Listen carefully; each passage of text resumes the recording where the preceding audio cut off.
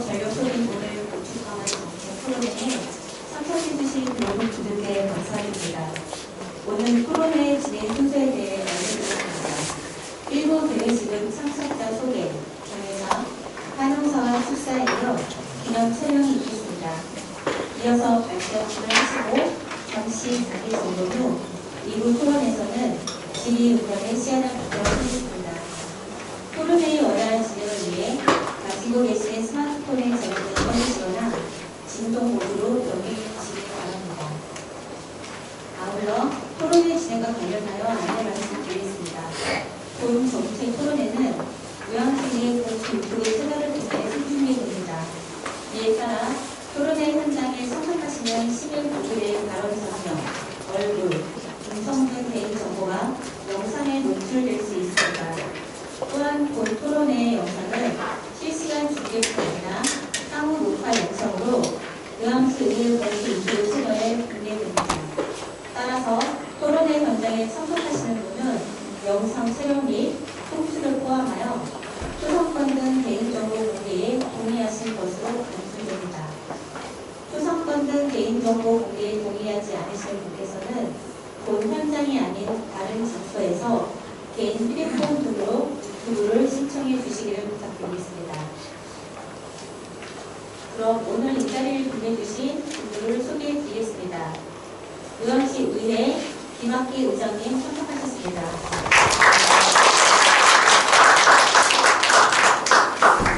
요양시 의회 김태훈 부의장님 참석하셨습니다. 네, 반갑습니다. 요양시의 서창수 의원님 참석하셨습니다. 요양시의 한채영 의원님 참석하셨습니다. 네, 안녕하세요. 네, 요양시에서 조지혁 기획경제국장님 참석하셨습니다. 이어서 오늘 토론회를 이끌어주실 분들입니다. 발제를 맡으신 한양대학교 강대흥 선임연구원님이십니다.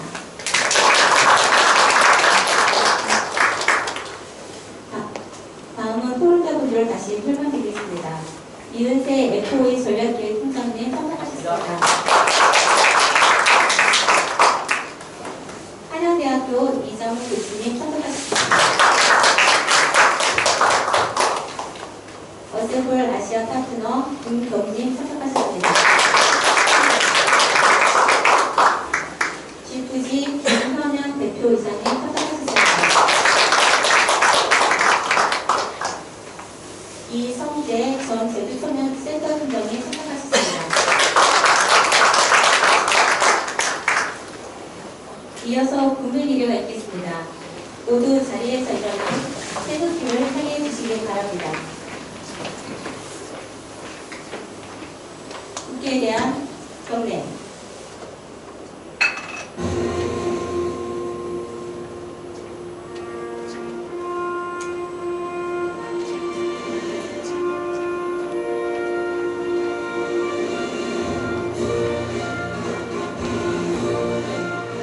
나는 자랑스러운 태극기 앞에 자유롭고 정의로운 대한민국의 무궁한 영광을 위하여 충성을 다할 것을 굳게 다짐합니다.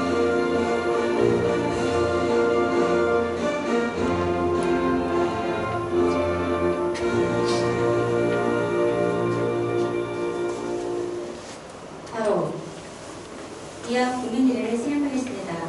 모두 자리에 앉아주시기 바랍니다.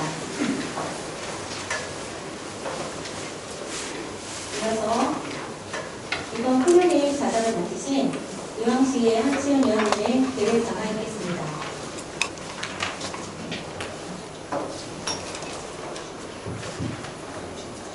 예, 안녕하십니까. 저 오늘 토론회를 어떻게 보면 함께 가장을 맡은 요양시의 한채훈 의원입니다. 오늘 바쁘시고 그리고 날씨가 추워에도 불구하고 이렇게 많이 참석해 주시고 시간 내어주심에 진심으로 감사드립니다. 아울러 오늘 뜻깊은 행사가 될 수 있도록 어떻게 보면 물신양면으로 지원해 주신 우리 김학기 의장님과 김태현 부의장님, 한상수 의원님과 그리고 또 요양시 기획경제부 조지영 국장님을 비롯한 요양시 시의회, 시 관계자 여러분들께도 진심으로 감사의 말씀드립니다. 에너지는 곧 경제라고 생각합니다.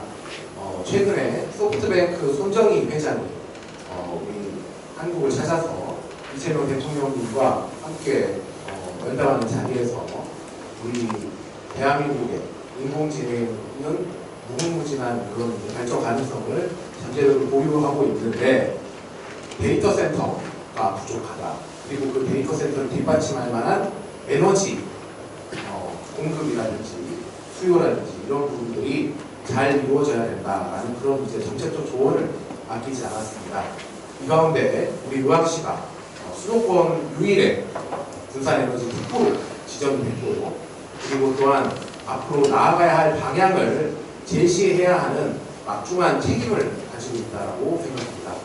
이 가운데 우리 의왕시가 이 군산에너지 특구를 어떻게 활성화시킬 것인가, 그리고 또한 그 충분한 전력 공급과 수요가 어떻게 이루어지면 좋을 것인지에 대해서 어떻게 보면 탐구할 수 있는 지금까지 논의의 장이 없었는데 그런 논의의 장을 펼칠 수 있는 그런 좋은 기회가 되지 않을까라는 생각이 들고요. 그러한 측면에서 오늘 어렵사리 모신 이 전문가분들께서 주시는 그런 좋은 말씀, 그런 것들을 잘 새겨서 정책적으로 반영할 수 있는 그런 좋은 계기가 되었으면 좋겠다라는 말씀드립니다. 아울러 우리 의왕시에서도 이런 에너지 정책에 큰 관심을 갖고 추진을 해주시고 계시는 가운데, 사실 우리 의왕시가 이제 이런 에너지원이 풍력이라든지 수력이라든지 이런 부분들은 조금 지역적인 특성이라든지 이런 것들에 대해서 좀 부족한 부분이 없지 않아 있습니다. 이 가운데 태양광 설치라든지 이런 것들을 활성화하기 위해서 각고의 노력을 펼쳐주시고 계시는데요. 의왕도시공사가 최근에 우리 주차장 부지에 태양광을 설치하겠다라는 이제 그런 내용을 가지고 사업을 이제 위반해가지고 가지고 왔는데, 최근에 의왕시의회에서 공유재산 심의에서 부결을 했었습니다. 그 부결을 했던 이유가 의왕도시공사는 어떻게 보면 공공기관으로서의 책무를 다해야 된다라는 것과 동시에 민간사업자가 추진할 수 있는 내용을 굳이 도시공사가 해야 하느냐, 이런 것들에 대한 문제점도 있었고, 공유재산을 이제 적용을 했을 때 그런 이제 예산이라든지 그런 세액 수익 같은 것들이 우리가 봤을 때는 민간사업자와 함께 경쟁을 하는 그런 구도로 가야지 그냥 독점으로 해서는 안 된다라는 그런 취지의 그런 의견을 제시했던 것인데, 그런 내용들에 대해서 좀 반발하는 그런 이제 특정 세력이 있는 것 같습니다. 그래서 저는 이제 그런 내용들에 대해서 강력하게 주장했었던 의원으로서 한치의 부끄러움 없이 우리 의왕도시공사도 태양광 사업을 할 수 있죠. 그런데 그것이 어떻게 보면 수의계약이라든지 이런 형식으로 비춰지는 것이 아니라 공공기관으로서의 책무를 다하되 민간사업자와 함께 경쟁하는 구도로 해서 충분히 공유재산 적용 사용료를 민간사업자에 준하게 지불할 의사가 있고, 그렇게 해서 경쟁 구도로 가는 것이 맞다라는 좀 말씀을 드리고 싶습니다. 아무쪼록 제가 계획한 좀 배워서는데요. 아무쪼록 오늘 주신 의견들 바탕으로 저희 부대의회가 솔직히 이제 얼마 남지 않았습니다. 오늘 이제 열리고 다음 주 월요일에 2월 2일 날 열리는 정책 토론회가 12번째 토론회인데요. 이 토론회도 더 이상 열고 싶어도 열 수가 없습니다. 선거법 때문에. 그런 이제 가운데 남은 그 2개의 토론회 중에 군산에너지 특구에 대한 방향성을 제시할 수 있는 그런 좋은 자리가 된 것 같아서 너무 반갑고, 그리고 오늘 나와주신 그런 의견을 가지고 4월 달에 군산에너지 특구와 관련한 우리 이제 의왕시 조례를 한번 위반할 수 있도록 적극적으로 공부하겠다라는 말씀드리면서 이상 계획을 마치도록 하겠습니다. 아무쪼록 오늘 바쁘신데 시간 내주셔서 감사합니다. 감사합니다.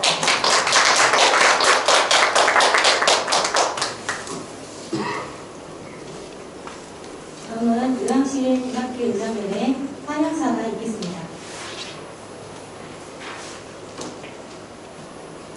네, 안녕하세요. 의왕시의회 김학기 의장입니다. 이른 아침인데 많이들 오셨습니다. 좀 전에 우리 한지원 의원님께서 개회사를 해주셨는데요. 오늘 토론회에 대한 열정을 들어서 알 수 있는 것 같습니다. 먼저 오늘 의왕시 분산에너지 특구를 기반으로 하는 오늘 정책 토론회 개최를 진심으로 축하드립니다.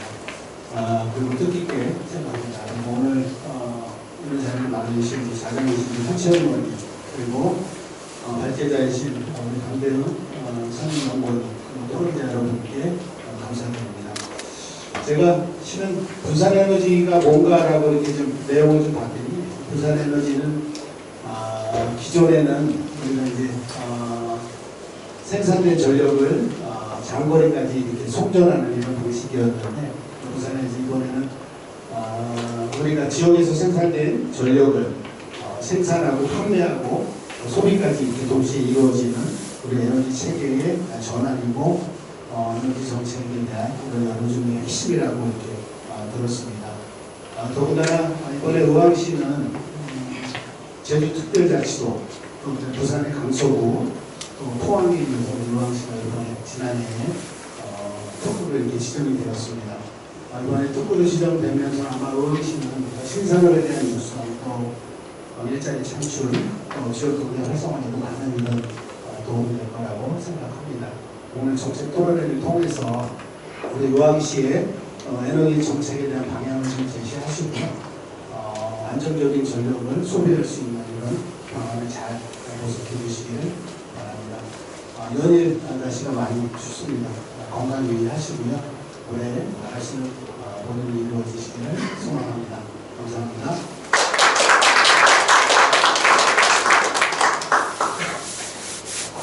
네, 다음은 의왕시 조지영 기획국제국장님의 출사가 있겠습니다.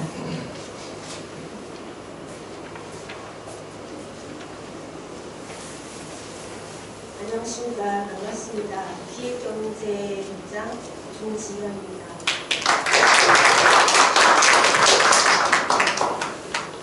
먼저 우리가 집행부에서 먼저 해야 될 일을 의원님께서 바쁜 일정에도 불구하고 우리시 에너지의 자립과 성장에 대한 토론을 마련해 주셔서 진심으로 감사드립니다.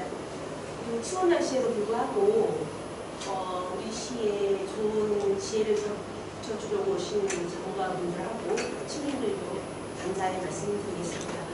지금 이번 토론회에 대한 살펴보니까 저는 몰랐던 부분인데 저희가 여기 아시다시피 저희가 AI 시대에 돌입했지 않습니까? 그게 이제 AI를 운영하다 보니 생성형 AI 데이터 센터 이런 것을 운영하기 위해서 많은 전력들이 지금 소비되고 있고, 그 기존의 중앙집중형 어떤 전력 시스템으로는 이제 한계에 도달하지 않았나 이런 생각이 들고요. 어떻게 보면 제가 GPU 확보보다는 전력 확보가 더 시급한 거 아닌가 이런 생각이 좀 해봤습니다. 아무튼 이제 선진의 흐름들이 이런 한계에 봉착한 중앙집중형 어떤 전력망을 이제 개선해야 되는 움직임들이 있는 것 같고요. 우리 큰 전략 중에 하나가 이제 전력이 필요한 곳에서 생산하고 소비하고 관리하는 분산형 에너지 시스템이 이제 화두로 되고 있는 것 같습니다. 이런 중요한 시기에 우리 시가 전국의 4곳 중에 한 곳인 분산 에너지 특화라고 선정된 거는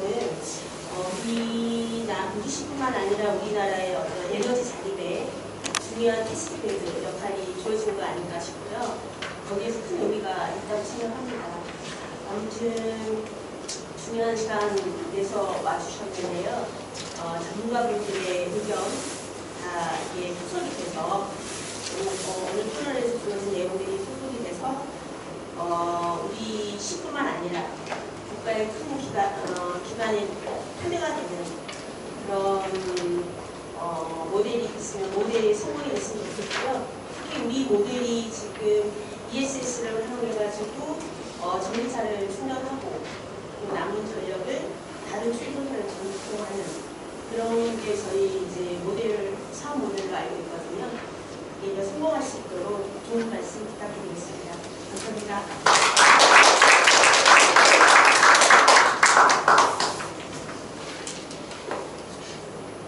말씀 감사합니다. 본격적인 본격적인 발제와 토론에 앞서 기념 촬영 시간을 갖도록 하겠습니다. 발제와 토론에 참석하시는 분들께서는 모두 앞으로 나와주시기 바랍니다.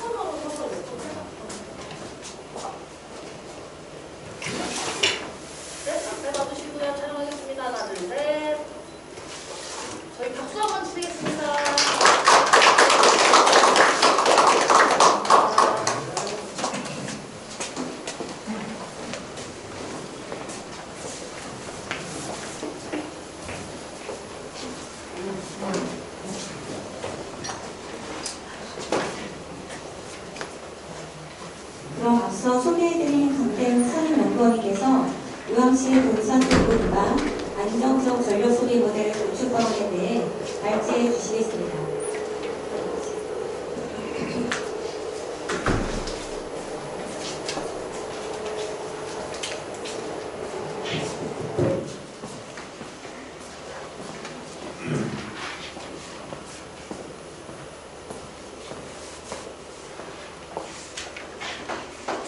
안녕하십니까.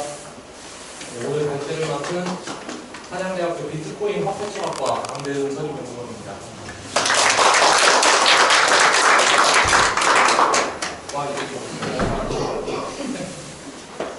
저는 오늘 앞서 부의장님께서 언급해주신 분산특구로 지정된 복수의 지자체와는 좀 다른 관점에서 이 분산특구라는 제도를 어떻게 풀어가야 되는지 한번 토론해보고자 합니다.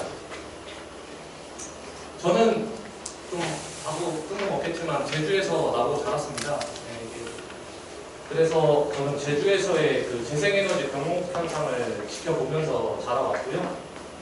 제주에서는 지금도 동일한 현상이 계속 반복이 되고 있습니다. 재생에너지 설비는 계속해서 늘어나고 있고 이에 따라 출력 제한도 정비례해서 같이 늘어나고 있는 상황입니다. 이 제주의 사례를 통해 분명하게 밝혀진 사실은 문제는 생산이 아니라 개통 안정에 이렇게 기여할 수 있는 유연한 소비처의 부재가 문제다라는 결론을 얻었고요. 그리고 이 관점에서 이 토론회를 제안을 드렸고 같이 풀어가 보려고 합니다. 2025년 11월에 의왕을 포함한 4개의 지자체가 먼저 분산특구로 지정이 되면서 지자체의 역할이 많이 달라졌습니다. 이제 지자체는 전기를 단순히 소비만 하는 주체가 아니라 전력 시스템을 운영해가고 설계해가는 주체로 바뀌었다고 생각합니다. 하지만 이렇게 분산특구 정책을 이렇게 들여다봤을 때는 여전히 공급 확대와 저장 중심에 머물러 있다라는 생각을 하게 됩니다. 저장 정책의 대표적인 사례가 이제 ESS와 수소죠. 이제 제주도도 열심히 추진하고 있는 사업인데, 저 또한 ESS와 수소는 분명히 필요한 수단이라고 생각합니다. 그러나 제주에서 먼저 이렇게 시행해본 제주에서 드러난 한계도 명확히 있기 때문에 이 지점에 대해서 한번 짚고 넘어가고자 합니다. 일단 첫 번째, 카펙스가 너무 높게 형성이 되어 있습니다. 그래서 민간에서 참여하기가 상당히 힘든 부분이 있고요. 두 번째는 이제 그 시설이 유치되는 지역에 지역 주민과의 갈등이 첨예하게 생기게 됩니다. 그리고 제일 중요한 건데요. 마지막으로 이 저장이라는 개념이 이 공급 수요 불일치를 근원적으로 해결할 수는 없다라는 게 제주도에서의 사례로 드러났다고 생각합니다. 그래서 저는 이 분산특구 정책의 맥락을 저장이 아니라 유연한 소비로 이렇게 좀 배분을 해야 된다고 생각을 합니다. 여기서 좀 생소한 개념이 나왔는데요. 유연한 소비란 무엇이냐? 경부와 중간부하 때에는 소비를 해주고 최대 부하 시간대에는 덜 써주는 이런 소비 조절이 가능한 수요처를 이야기합니다.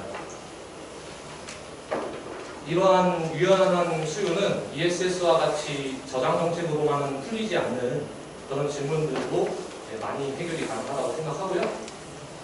일단 제주도에서는 이 모델이 조금 구현하기가 쉽지가 않았습니다. 일단 수도권에 비해서 개통 규모가 상당히 작고, 그리고 수요 밀도도 낮고요.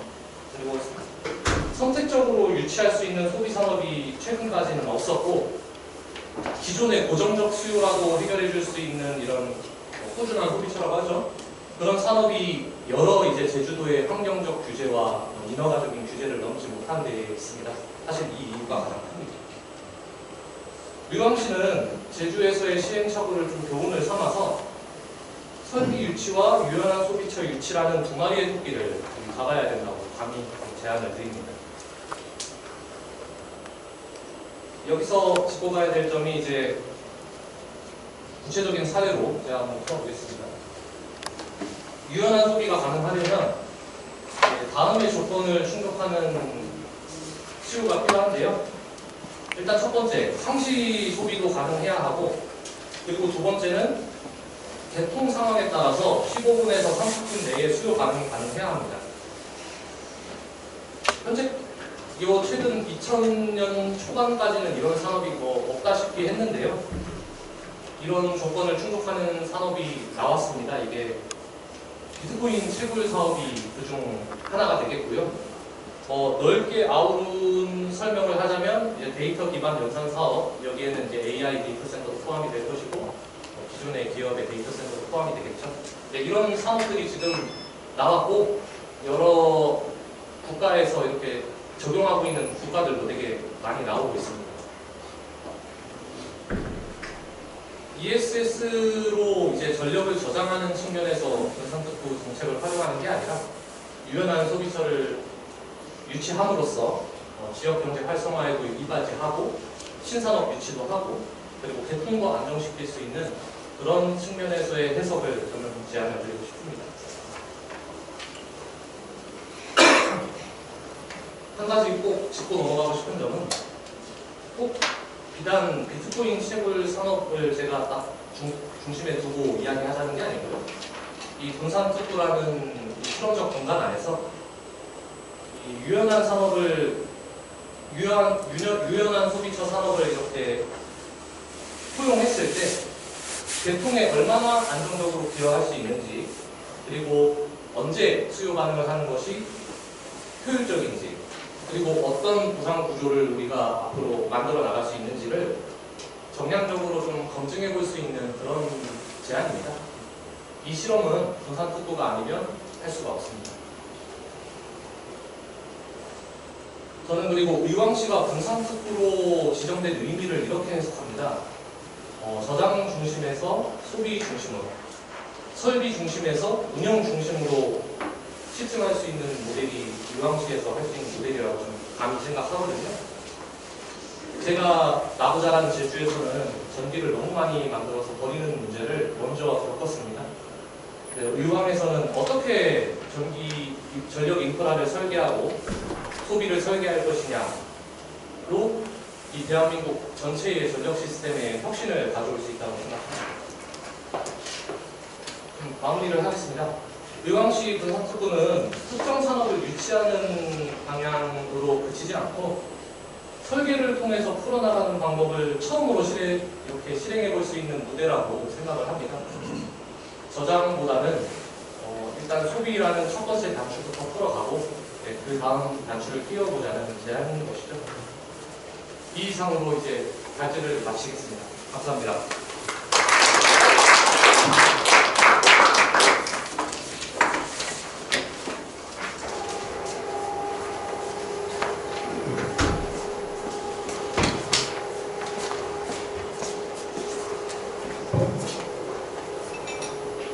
네, 그럼 이제 잠시 자리 잡고요.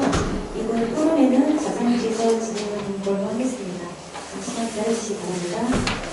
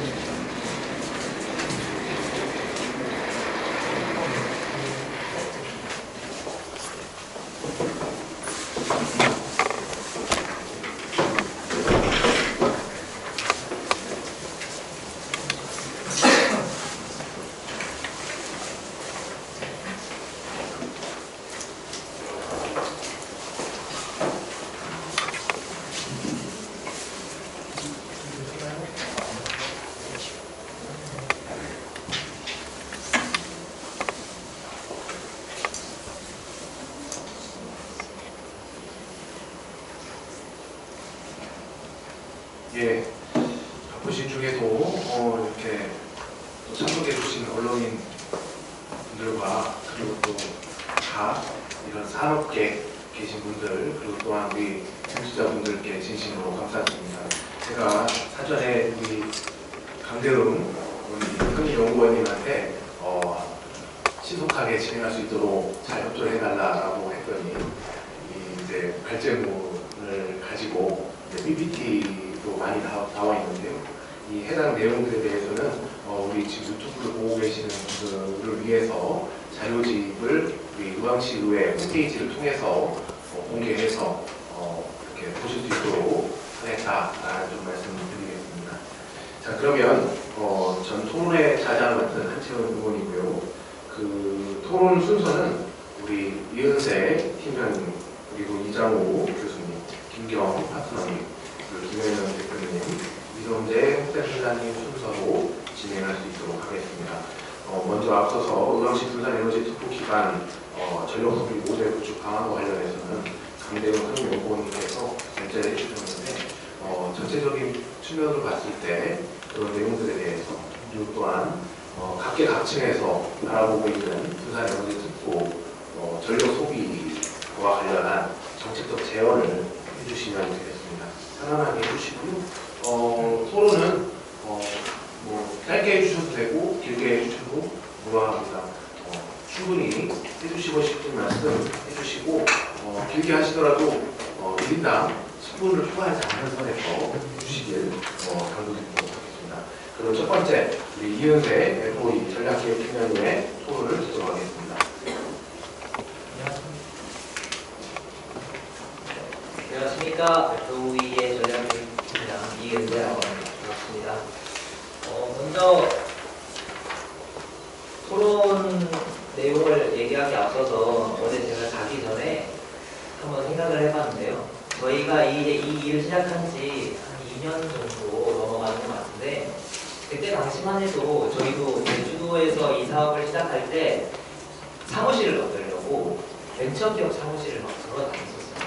그 당시에는 이런 인식이 아니었고 지금보다 훨씬 더 각박한 인식이었기 때문에 저희 대표님께서 사무실 면접을 너무나 잘 수행하셨음에도 불구하고 그 당시에서도 그렇게 곱지 않은 시선으로 저희를 바라봤었는데 한 2년이라는 시간이 흘러서 지금 이 의왕시라는 곳에서 이러한 의견을 펼칠 수 있다는 걸 정말 영광으로 생각하고 그래서 어제 참 자기 전에 많은 생각을 했던 것 같습니다. 그래서 오늘 저의 의견을 한번 얘기를 해보자면 앞선 발전을 통해서 분산에너지 특보가 왜 중요한 정책이고 그럼 앞으로 어떤 방향성을 지향해야 하는지 잘 짚어주셨다고 생각을 하는데요.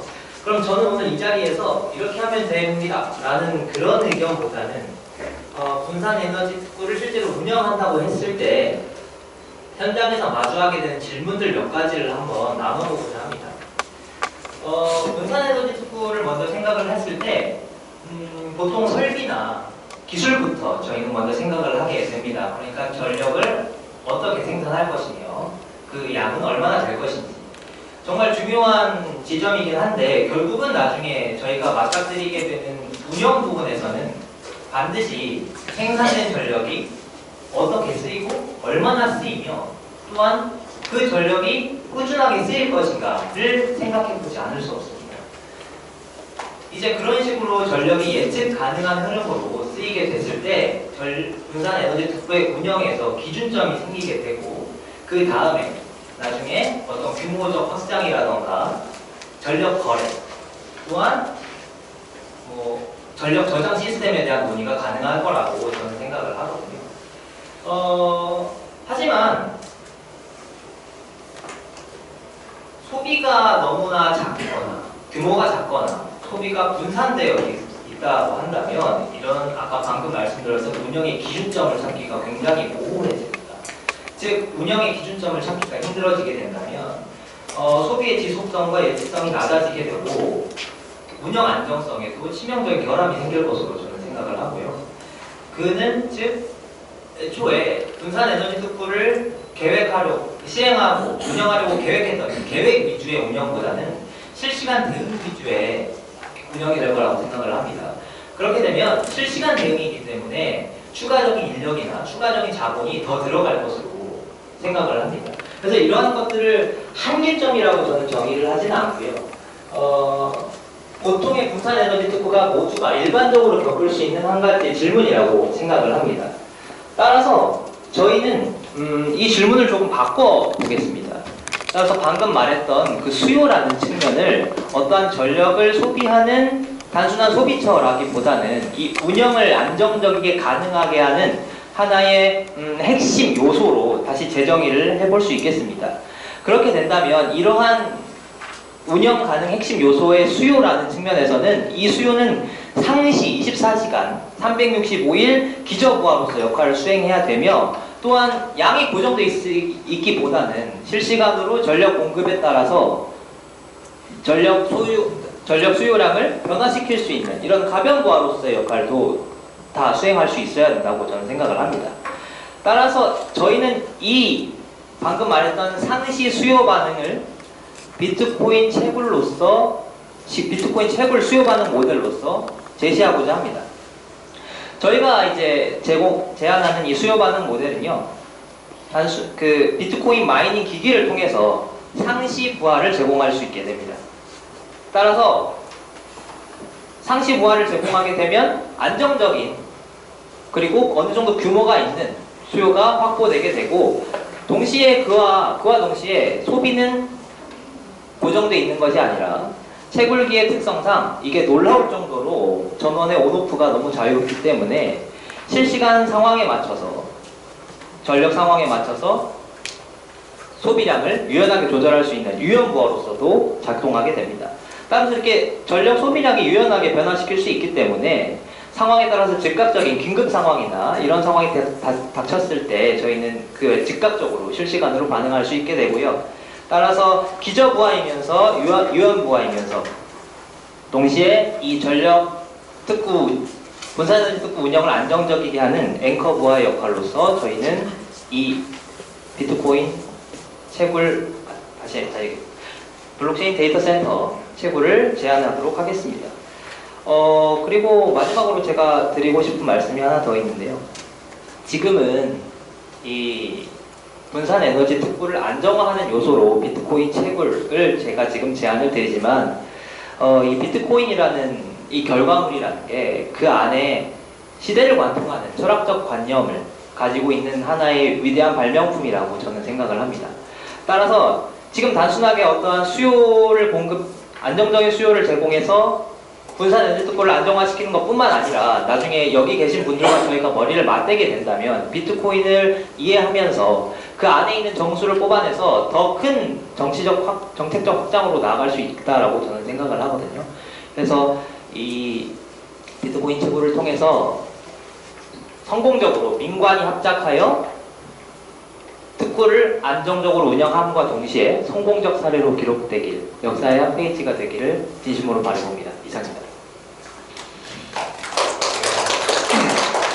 감사합니다. 좋은 말씀 감사하고요. 그 블록체인 기반의 데이터 센터 구축을 통한 분산 에너지 특구에서의 안정적인 수요망을 만들어 가고자 하는 그런 정책적 제안 잘 들었습니다. 감사합니다. 자, 다음은 디지털 유연성 자원으로서의 데이터 센터와 관련해서 우리 이장우 교수님으로부터 말씀 듣도록 하겠습니다.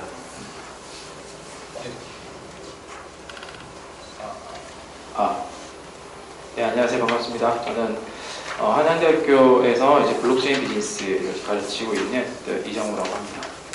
오늘 발제자님께서 그 의왕시 분산 에너지 특구 방향성에 대해서 되게 훌륭한 제안을 주신 것 같습니다.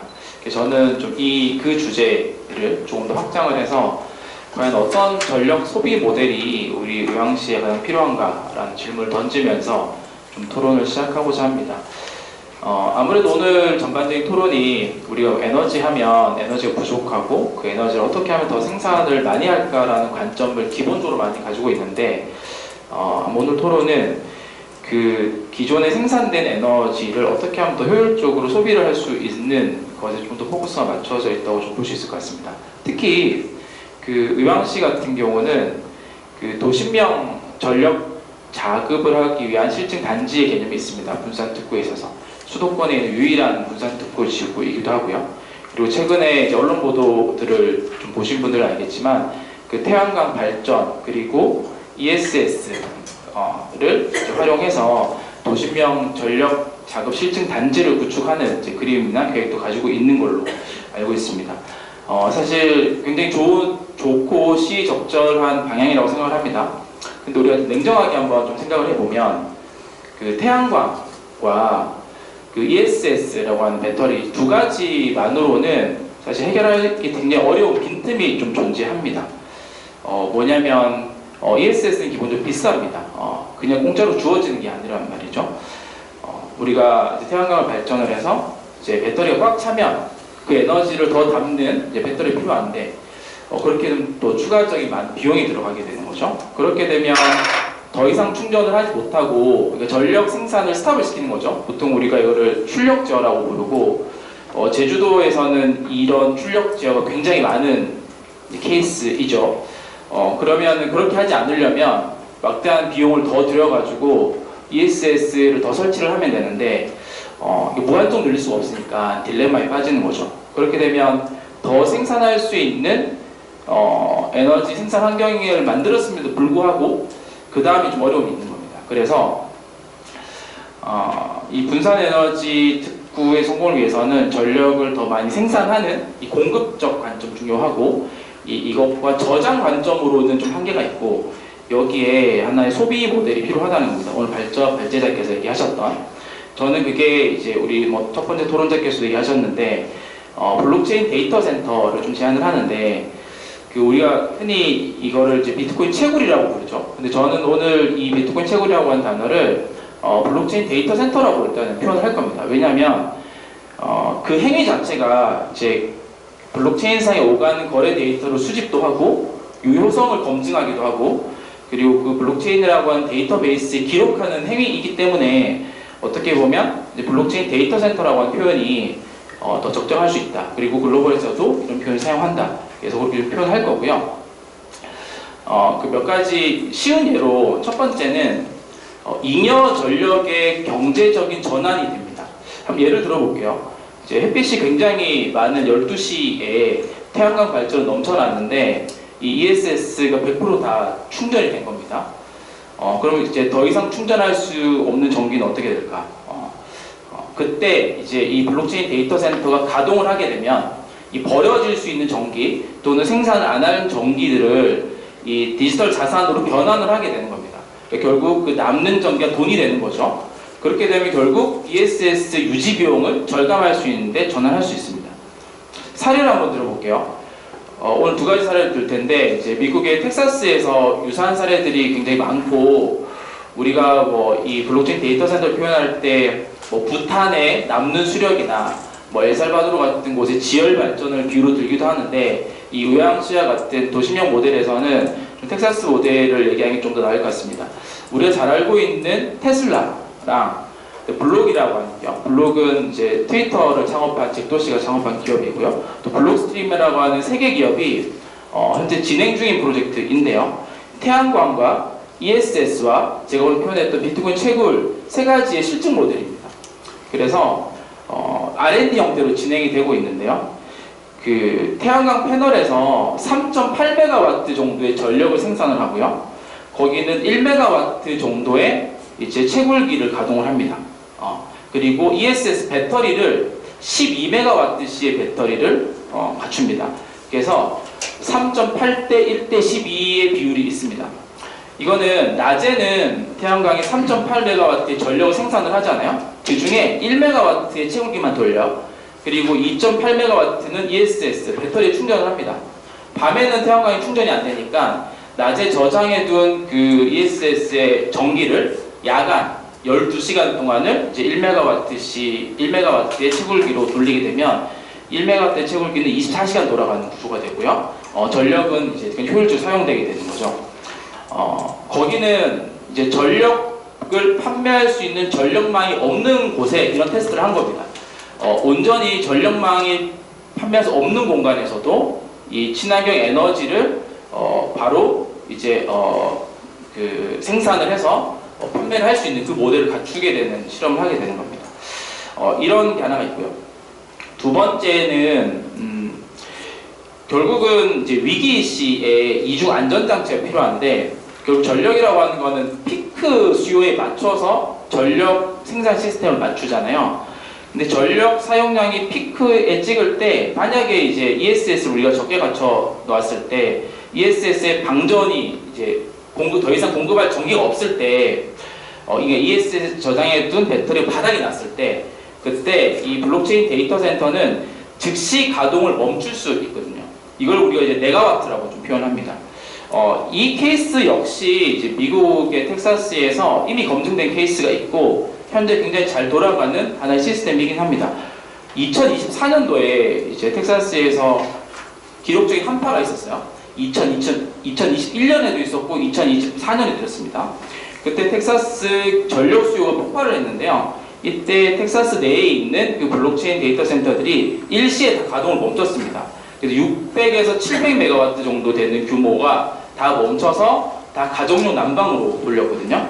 그러니까 보통은 그 피크 때의 수요를 맞추기 위해서 발전소를 더 짓는다거나 전력 시스템을 더 많이 만들어 놓는 행위를 하는데 그런 방법론이 아니라 이 수요를 이제 조절하는. 그러면 우리가 말하는 일반 데이터 센터 있잖아요. AI 데이터 센터.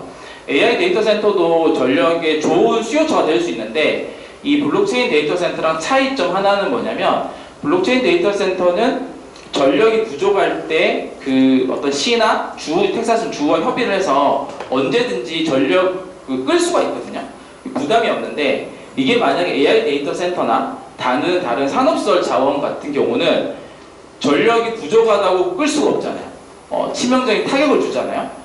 AI 데이터 센터에 전력을 안정적으로 공급을 해야 되는데 어떤 시가 전력이 부족하다고 끌 수는 없잖아요. 이제 그 부분에서 어떤 아까 유연도화라고 얘기했는데 그런 관점에 행위가 가능하다. 수요처라서 이렇게 두 가지 정도의 관점을 좀 본다면 우리가 그러니까 분산 특구가 결국은 필요한 곳에서 생산을 해서 필요한 곳에서 소비를 한다. 그래서 그 내에서의 전력 거래를 할 수 있도록 한다. 이런 컨셉이기 때문에 이거를 구현을 하기 위해서는 이런 소비 관점에 어떤 효율적으로 블록체인 데이터 센터를 잘 활용했을 때 시너지가 난다라는 것을 말씀드리고 싶었고요. 이미 글로벌에는 좋은 케이스들이 많이 등장을 하고 있다. 이렇게 조금 말씀드리고 싶습니다. 네. 감사합니다. 예, 안정적인 전력 수요를 어떻게 하면 좋을지에 대한 실증 사례를 미국 텍사스 사례를 대표적으로 해서 말씀해 주셨습니다. 진심으로 감사드리고요. 보니까 42페이지 보면 향후 확장성에 대해서도 말씀을 해주셨는데 이 내용에 대해서도 여러분들 한번 읽어봐 주시면 대단히 감사하겠습니다. 자, 다음은 김경 어셈블 아시아 파트너님으로부터 토론 말씀 듣도록 하겠습니다. 일단 개인적으로 가기가 되게 새롭습니다. 왜냐하면 저는 본가가 경기도 안양이어서 어릴 시절에 무광을 자주 와서 철도박물관이라든가 이렇게 많이 나들이를 많이 왔었었는데 그게 학창시절 이후에 무광을 온 거에 한 10년 된 것 같습니다. 그래서 되게 초대해 주신 한재훈 의원님께 정말 감사드리고요. 저는 어셈블 아시아라는 북미 기반의 사무권대에서 일을 하고 있습니다. 근데 그 전에는 그 채굴 기업들에서 강의를 하면서 지금도 현재 그 미국 상장사, 캐나다 상장사의 그 채굴 회사들과 긴밀하게 협업을 하면서 일을 하고 있습니다. 그런 거를 기반으로 봤을 때 제가 오늘 이 정책 토론회에서 제일 공유할 수 있는 부분은 실질적으로 현재 산업에서는 어떠한 트렌드를 가지고 이러한 전력 자산들을 활용을 하고 있다는 그런 실증, 현황, 마켓 현황을 최대한 공유를 드리는 차원에서 말씀드리고 싶고요. 또 이장호 대표님께서 말씀하신 것처럼 채굴이라는 것 자체를 데이터 센터다라고 명명한 게 맞다고 생각하는 게 일단 기본적으로 저희들이 요즘에는 AI 데이터 센터를 되게 많이 말을 하잖아요. 그럼 AI 데이터 센터가 뭔데? 하면은 전기를 많이 써서 어쨌든 가치를 창출하는 게 결국은 데이터 센터라고 저는 생각을 합니다. 그랬을 때 요즘 같은 세계 대형 채굴사들은 단순히 채굴을 한다는 게 아니라 에너지 인프라를 확충을 통해서 그 부가가치 사업을 한다고 보면 돼요. 일례로 결국 중요한 건 에너지 전력 기반인데, 그랬을 때 채굴이라는 것은 어떻게 보면은 우왕시가 만약에 어떠한 마라톤을 한다고 했을 때 아주 좋은 페이스 메이커라고 저는 생각을 합니다. 아까 말씀하신 것처럼 그 가변부하다, 말 잘 듣는 부하라고 생각하시면 돼요. 내가 힘들 때 좀 힘을 줘. 내가 쉬울 때는 그냥 너 혼자 쉬고 있어. 정말로 복종하는 그러한 아주 융통성이 있는 부하라고 생각합니다. 요즘 같이 그 하나의 사례를 들어드릴게요. 코어웨이브라는 회사가 있습니다. 한때는 뭐 시가총액이 뭐 100조 이상 되는 회사인데요. 그 회사가 처음에 시작했던 거는 채굴을 하는 회사였습니다. 근데 그런 채굴이라는 건 결국 에너지가 전력을 확보를 하고, 그리고 그 열을 처리하는 그런 인프라를 확충이 되면 시작을 할 수 있는 건데, 이 회사는 나중에 채굴을 하니까 결국은 시장이 오고 가고 있는 게 있지 않습니까? 업앤다운이 있을 텐데 힘들 때 갑자기 생각을 한 거예요. 지금 채굴하면 돈이 안 되는데 이거를 어떻게 활용할까 하다 나중에는 AI 클라우드 컴퓨팅의 사업을 확장을 합니다. 결국 지금은 그 회사는 비록 처음에 시작할 때는 채굴 회사로 시작을 했지만 지금은 시가총액이 100조에 달하는 AI 회사가 되어 있는 거죠. 지금도 꾸준히 그 채굴 사업을 영위를 하고 있는 기업들도 지금 에너지 그런 프로젝트들에 심혈을 기울이는 이유가 채굴을 하면서 결국은 나중에는 AI 데이터 센터라는 전환을 하기 위해서 결국 공유되는 부분은 똑같습니다. 전기 어떻게 하면 열 처리를 할까? 그런 걸 봤을 때 헛AC라는 회사가 있습니다. 그 회사는 진짜로 실시간으로 지금 상황에서는 채굴을 할 때 돈이 더 많이 되네? 아니면 이때는 AI 컴퓨팅의 그 전력과 그 GPU를 주는 게 더 돈이 되네? 순간적으로 매 순간순간 최적화를 해서 아주 유동성 있게 사업을 영위하고 있습니다. 매우 합리적인 방안이죠. 또 예를 들면 비트비어라는 회사가 있습니다. 아까 말씀하신 것처럼 부탄에서도 그런 수력 발전을 통해서 그 국가 단위의 산업으로서 채굴을 하고 있는데, 그 비트비어라는 회사도 미국 상장사입니다. 그 회사는 채굴을 하다가 어쨌든 그 열 처리에 대한 그 노하우가 쌓인 거예요. 그래서 그런 것들을 계속 그 내부적으로 R&D를 하다 보니까 나름 좀 경쟁력 있네. 결국은 결과론적으로는 그 엔비디아의 클라우드 서비스 파트너가 됩니다. 그래서 결국은 우리들이 그 채굴이라는 거를 그 데이터 센터의 관점으로 봤을 때는 가장 근접성이 있고 가장 빨리 시작할 수 있고 그리고 가장 말을 잘 듣는, 하지만 이걸 하고 나서는 나중에 자산으로서 그러니까 그 AI 시대로 보는 꼭 필요한 자산과 공유되는, 그래서 많은 지금 채굴사들도 그런 아주 뭐라고 하냐, 능동적으로 대처를 하고 있습니다. 그래서 그 분산 에너지 특구를 기반으로서 우왕시가 결국 가야 될 방안은 가장 빨리 그 페이스메이커로서 채굴을 도입을 하고, 그리고 그 열처리도 결국 지역 난방이라든지 그런 거에 쓸 수 있고 그런 다각적인 각도로서 접근하는 게 제일 좋을 거라고 생각합니다. 뭐 자세한 내용들을 제가 자료로 준비를 드렸는데 궁금한 사항이 있으시면 질문해 주시면 그거에 대해서 답하는 걸로 마무리하겠습니다. 감사합니다. 네, 김경 파트너님 좋은 말씀 감사드립니다. 자, 그럼 다음은 김현영 대표님으로부터 유속 도력 수력 발전 시스템에 대한 토론을 듣도록 하겠습니다. 안녕하십니까, G2G 김현영입니다. 의왕시 하면은 제가 여기 오전동에도 살았었고 안양에서 고등학교를 나왔기 때문에 이쪽이 어떤 그런 인프라가 있고 어떻게 어떤 분야에서 발전을 시켜야지 그런 것도 지금 많이 고민은 했던 상황이긴 합니다. 저희는 에너지 솔루션에 대한 발전 솔루션에 대한 프로바이더입니다. 그래서 재생에너지 하면은 여러분들이 다 잘 알고 계시지만은 뭐 태양광, 풍력, 지력 뭐 여러 가지 있을 겁니다. 근데 과연 의왕시 분산에너지 특구에서 활용할 수 있는 에너지원은 어떤 것이 있을까 많이 고민을 했습니다. 여기가 뭐 오락산에서 내려오는 풍력을 이용할 수도 없고 청계산이라든지 백운산에서 내려오는 그런 풍력을 이용할 수 있는 그런 환경이 안 됩니다. 그리고 뭐 태양광을 이용한다고 해도 여기가 수도권 지역이기 때문에 그 대규모 뭐 10메가, 뭐 20메가 그렇게 발전할 수 있는 부지가 없어요.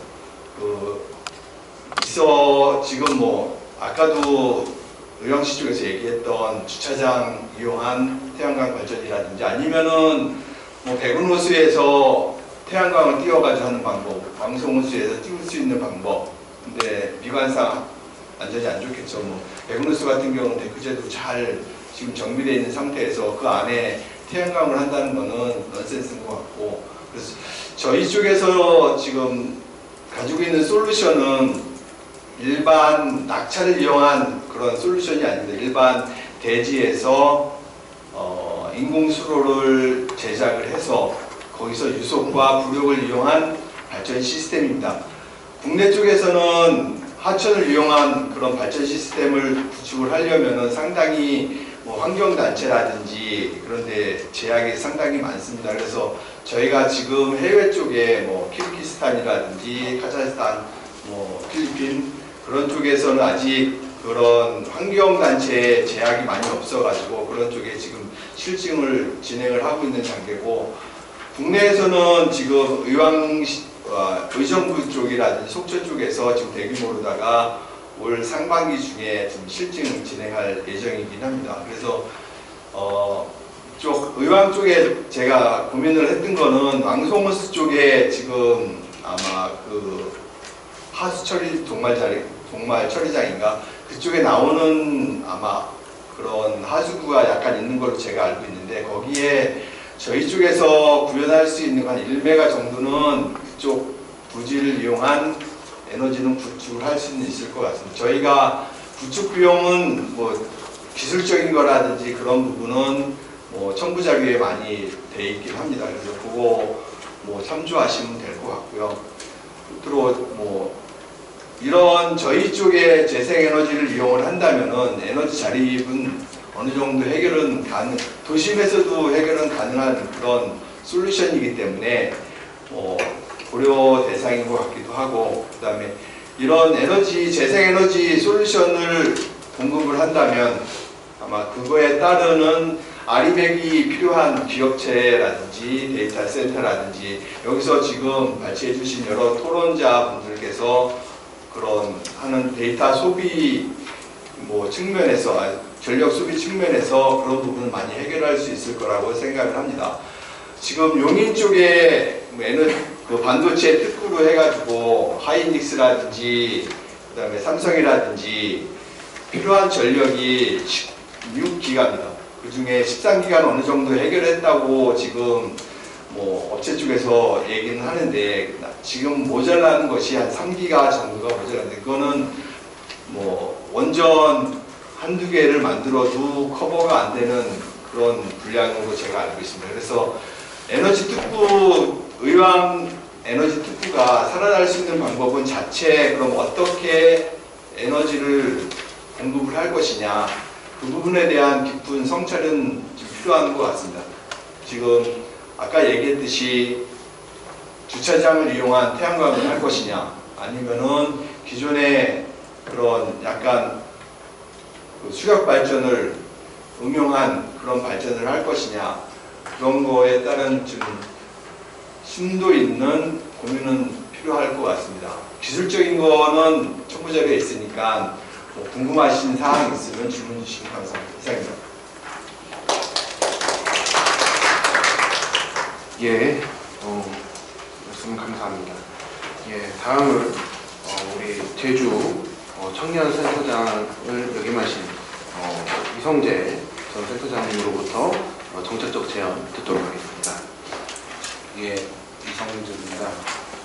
분산에너지 특구가 저희 제주도도 의왕하고 분산에너지 특구라서 지금 앞서 말한 토론이나 이런 걸 보면 다 기술적이고 전기를 어떻게 하면 좋을까 이런 거 소위 말하자면은 분산에너지 특구를 통해서 산업을 어떻게 운영할 건가에 대한 물음과 답이었다면 그래서 여기 계신 분들이 청년센터장 했던 사람이 왜 분산에너지 앉았지라는 의문이 있을 거예요. 저는 이 토론을 하면서 저는 어떤 제안이나 좀 어떤 입장이냐면 분산에너지로 의왕을 보강하고 또 의왕의 미래 자원으로 해서 먹고 살 거리면 뭘 먹을 거냐 이런 얘기를 했으면 이걸 어디서 사고 이 먹거리를 어디서 가져올 거냐에 대한 물음이거든요. 일단은 어쨌든 산업이라는 게 지역을 키우고 지역을 번영하게 하는 거면 그걸 어떻게 잘 쓰느냐에 대한 물음일 겁니다. 그래서 제가 드리는 건 어찌 보면 돈 번 거를 어떻게 잘 쓸 거냐 솔직히 말해서. 그래서 그런 측면에서 저는 분산에너지 특구를 해서 이 재원은 이렇게 발생하는 재원이나 이런 거를 의왕시에 지금 현재 현황으로 되어 있는 청년 지원 문제나 청년 관련 예산에 재원을 쓰는 게 어떨까를 좀 말씀드리고 싶거든요. 그 자세한 내용은 제가 토론문항과의 책장 맨 마지막에 있습니다. 그래서 우리 존경하는 한치현 의원님께서 제 토론은 맨 마지막에 놓은 것 같은데 이 마지막 쪽을 잘 보시면 되는데 일단 REC라는 게 중요합니다. REC가 뭐냐면 우리가 신재생 에너지로 이렇게 뭔가 전기를 만들었을 때 킬로와트당 발생하는 일종의 마일리지 비슷한 포인트 비슷한 이 권리거든요. 보증 공급 인증서 같은 거예요. 사람들이 좀 헷갈리는데 알리백은 기업에서 난 100% 신재생 에너지를 쓸 거야 해가지고 이거를 목표치를 잡는 거고 REC는 말 그대로 우리가 이렇게 신재생 에너지를 쓰고 있다. 그거에 따른 공급을 받았다는 인증서 같은 거거든.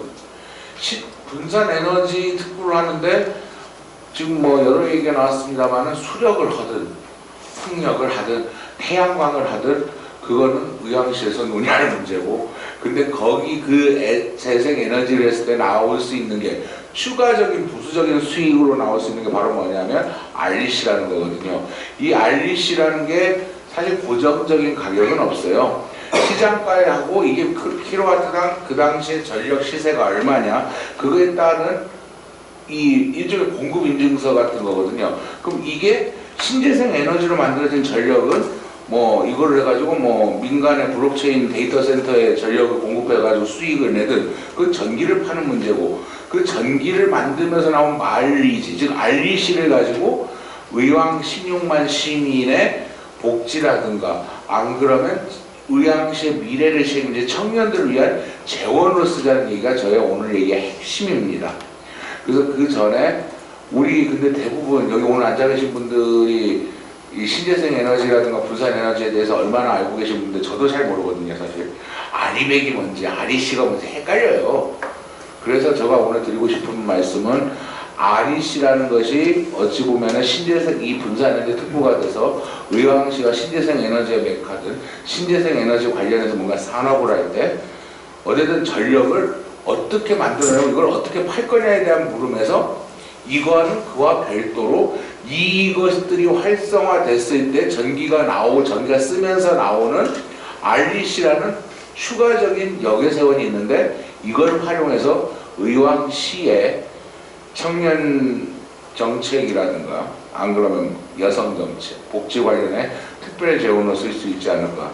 의왕시 세수가 얼마나 되는지 모르겠지만 이러한 특별 세수, 분산에너지 특구를 통해서 특별 세수가 좀 활성화된다면 분산에너지 특구로서 수도권 내 유일한 우리 의왕시가 좀 모범적 사례가 되지 않을까. 그렇게 제안드리면서 우리 오늘 자장님 한철 의원님께서 마지막에 저를 맡긴 이유가 빨리 끝내라라는 의미 같아서 제가 11시 정각이 됐기 때문에 이상 토론을 마치도록 하겠습니다.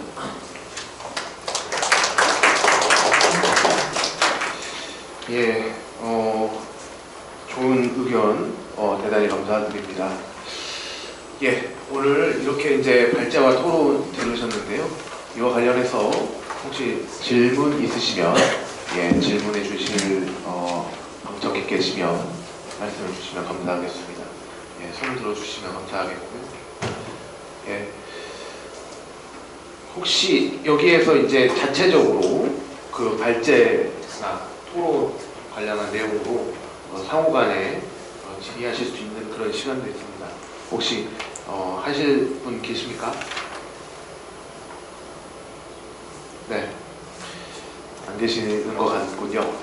예, 아무쪼록 오늘 굉장히 좀 뭐랄까 좀 디테일하면서도 사실 기술적인 측면의 그런 이야기들이 좀 많이 나왔던 것 같아요. 저 같은 경우에는 이제 사실 상고를 졸업하고 그 경제학을 전공을 하면서 사실 이런 좀 기술적인 측면이라든지 이런 부분에 있어서는 사실 제가 잘 모릅니다. 좀 인문사회학적인 부분으로 좀 접근을 하다 보니까 이런 이제 좀 그 현장에 계시고 공업 쪽에 어떻게 보면 계시는 분들의 그런 소중한 의견을 듣는 시간이 저한테는 되게 감회가 새롭다라는 좀 말씀 좀 드리고 싶고요. 그리고 또 좀 한 가지 좀 말씀드리면 사실 부산에너지 특구 지정이 됐고 우리가 지금 현재 의왕무민공원이라는 곳에 주차장 상부에 이런 좀 ESS라든지 그리고 또한 태양광 시설을 설치해 놓고 있습니다. 그리고 그 전력을 토대로 이 전기차 충전 시설이 있고요. 최근에 이제 우리 의왕시의회에서 정책 토론회를 준비하면서 그 시의회 정책지원팀에서 직접 출장도 나갔다 왔다라는 이야기를 들었는데 그때 이제 그 현장에서 전기차를 이렇게 충전하는 시민분을 만났는데 거기에 이제 좀 급속 충전기가 한 기밖에 없다 보니까 좀 급속 충전기가 더 많이 설치됐으면 좋겠다. 그래야 더 실효성이 있지 않겠느냐라는 좀 정책적인 의견을 청취하기도 했다고 합니다.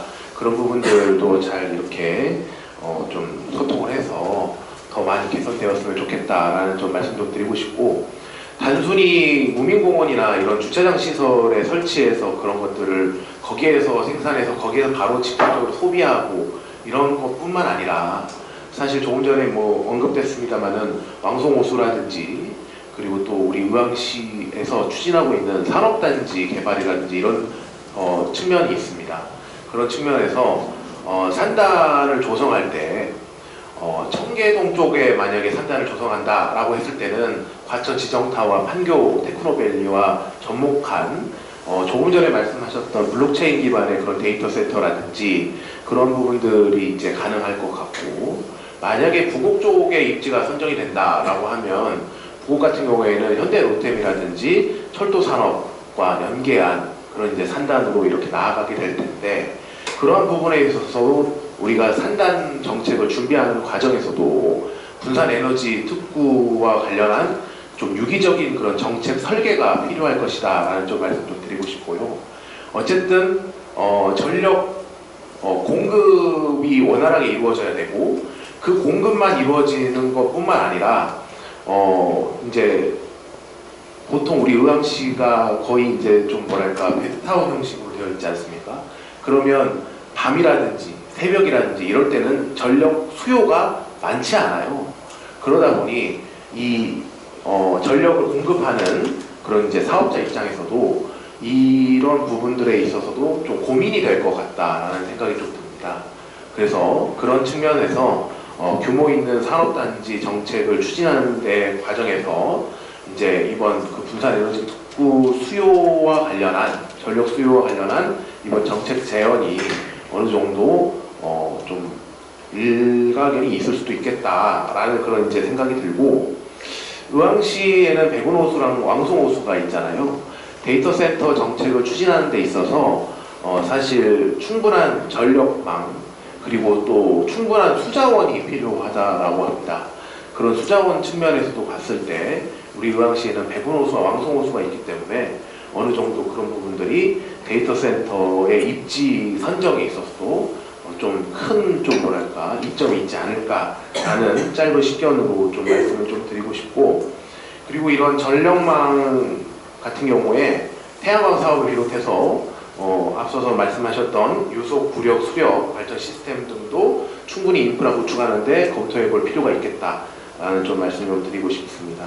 그리고 또한 제가 거듭 말씀드리지만 그 민간이 할 수 있는 사업은 민간이 할 수 있도록 규제 샌드박스를 좀 많이 우리가 이제 규제를